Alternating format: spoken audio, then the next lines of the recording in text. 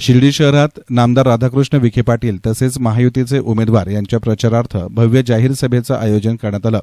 भाजपचे राष्ट्रीय अध्यक्ष आणि केंद्रीय मंत्री जे.पी. नड्डा यांच्या उपस्थितीत झालेल्या या सभेला शिर्डी परिसरातील भाजप कार्यकर्त्यांसह स्थानिक नागरिकांनी उत्साहात गर्दी केली। नड्डा यांच्या आगमनानिमित्त शिर्डी विमानतळापासून सभास्थळापर्यंत काढलेल्या मोटरसायकल रॅलीनं संपूर्ण शहरात उत्साही माहोल निर्माण केला। जिल्ह्यात कधीही न झालेली एवढ्या मोठ्या प्रमाणातील मोटरसायकल रॅली या कार्यक्रमाचं वैशिष्ट्य ठरली।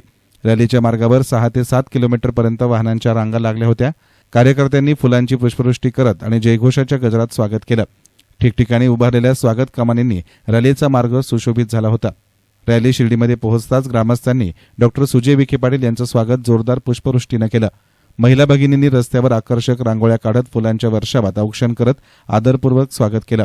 महिलांनी असं सांगितलं की राधाकृष्ण विखे पाटील यांच्या प्रयत्नांमुळे शिर्डी परिसराचा विकास वेगानं झालाय। त्यांनी शेतकरी, महिला आणि युवकांसाठी अनेक उपक्रम राबवले आहेत। त्यांच्या या योगदानाबद्दल त्यांना समाजाकडून आदर मिळत आहे। सभास्थळी उपस्थित हजारो कार्यकर्त्यांनी एकत्र येऊन जोशपूर्ण वातावरण निर्माण केलं होतं।